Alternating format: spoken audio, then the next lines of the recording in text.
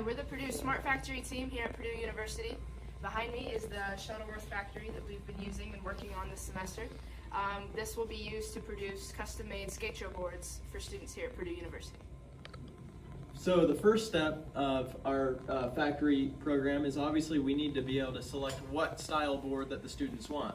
So the students will be able to log in using their phones and create any color boards that they want based on wheel color. They could select, okay, we want a black wheel with a white board, and we'll just go with silver trucks.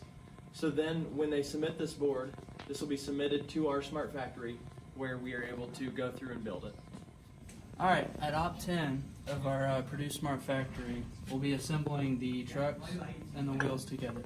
So what we'll do is we'll grab the color wheel that's selected, put it on, attach a nut, and grab our torque wrench, attach it, and then once we're done, we'll reach over and place it on our pallet design. Features that we have of this smart assembly line is currently the e-stop is pressed, the line is not working. When the e-stop is pressed, the top section of the light will flash. If we undo it, it'll be green, and we'll be able to turn the conveyor back on. Now when it's pressed, I can show you that as trucks get taken out, this will start flashing, and it will tell the guy that is restocking the system that Op 10 trucks need to be restocked. On the HMI screen, we have different features. They can start and stop the line. They can check to see what board specs they're supposed to be building. So right now they're supposed to use a blue board, green wheels, and different trucks like that. They can enable their torque gun. Now we can go back to the main screen. We can do a quality check once done to make sure we have to know that the trucks are secure, the nuts are tight, good visuals and return pallet, and if that's all true, the inspection passes. And we return to Op 10 main, where we can go help if we don't know what we're doing on this operation, explains it.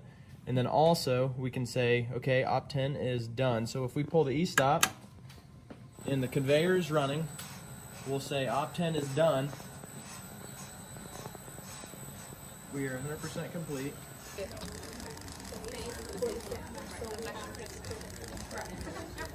And then we want to mention the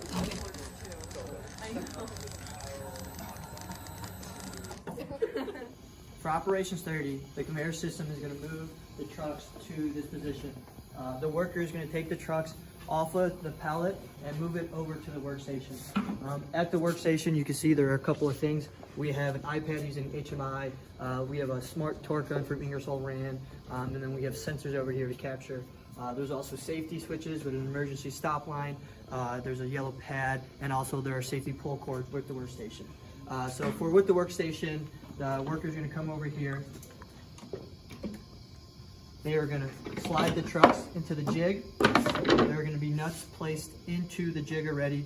The trucks are going to slide into it. The board's going to go on top of it. They're going to line the holes up with the screw and the nuts.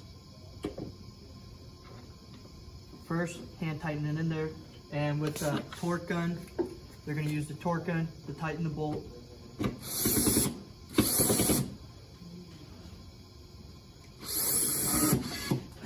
And then the Ingersoll Rand gun is going to give an okay when it's fully tightened. With an HMI, we have board specs to determine what color board we're going to want to use. So we can use red wheels with a blue board.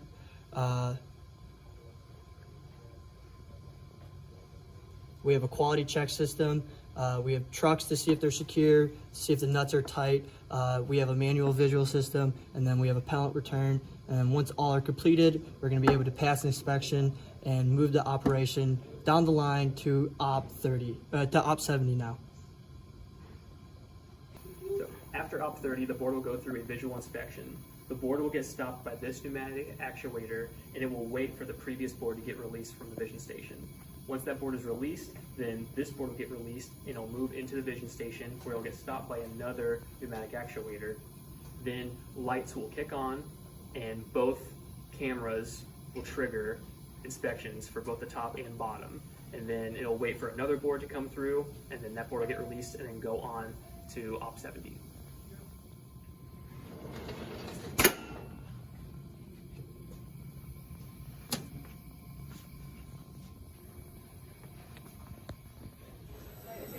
This is our op 70. So what we have here is our HMI. This uses our iPad.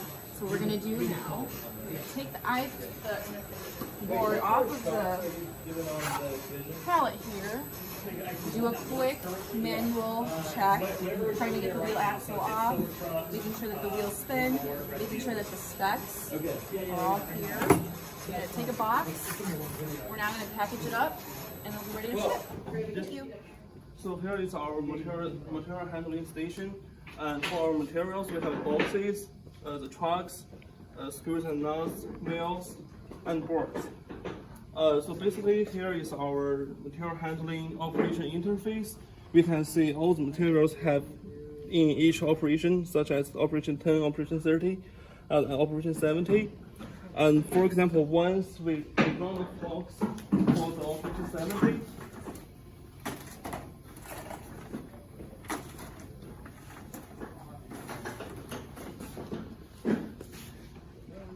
on the interface, this one will flash. So that reminds me to refill the box for the operation 70. And for the cart, there is a lock-in and release system.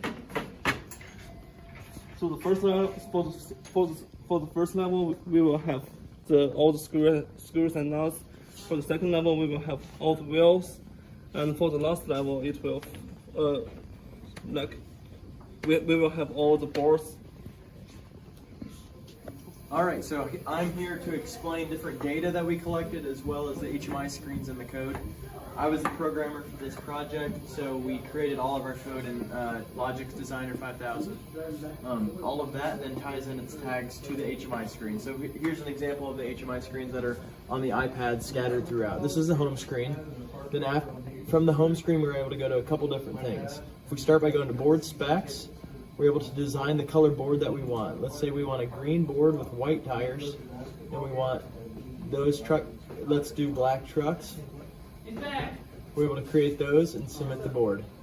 From there, we can go to material handling, see if there's anything that needs restocked. Currently, there needs to be at op 10, the gray trucks need to be restocked. Also on op 10, each of the 3 operations have the same functions. You're able to see the board specs, so you can help to create the board.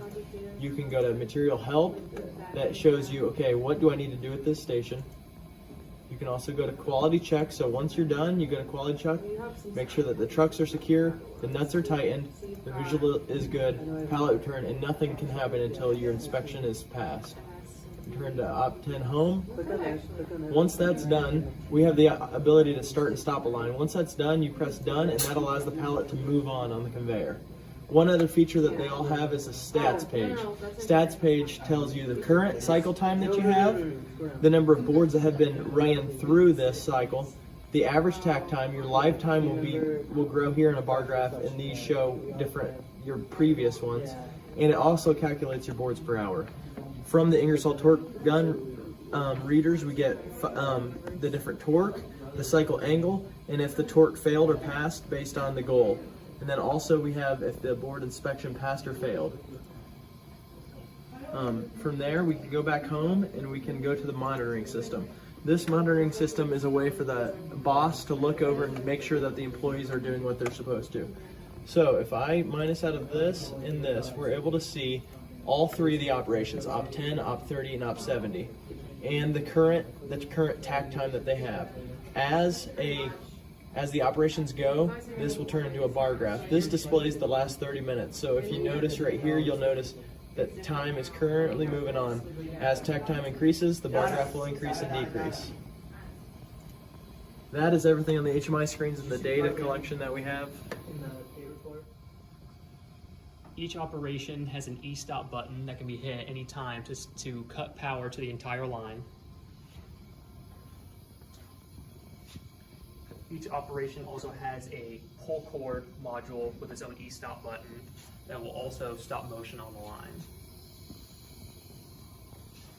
There are also safety mats that will ensure that a pallet does not leave a station prematurely. There are through beam sensors around the entire line where if they are broken by someone who is standing too close to the line, all motion will stop on the line. At Op 10, there is a light curtain in place of a safety mat. It performs the same role as the safety mats.